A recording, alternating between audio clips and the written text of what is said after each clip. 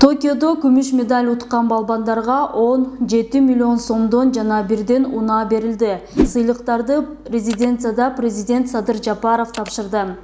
Бүгүн 23 августта Токиодо Олимп оюндарында күмүш медальга ээ болгон Акчол Махмудов, Айсулуу Тыныбекова, коло медальга ээ болгон Мерим Жуманазаровага сыйлыктар тапшырылды.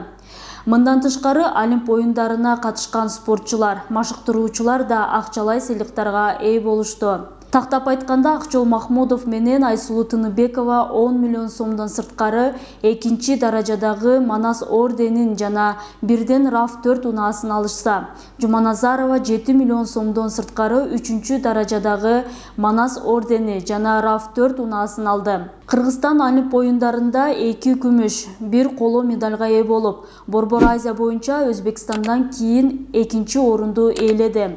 Мамлекет алтын медаль тагынгандарга 10 миллион сом, күмүшкө 7 миллион сом, коло үчүн 5 миллион сом сый акы убада кылган.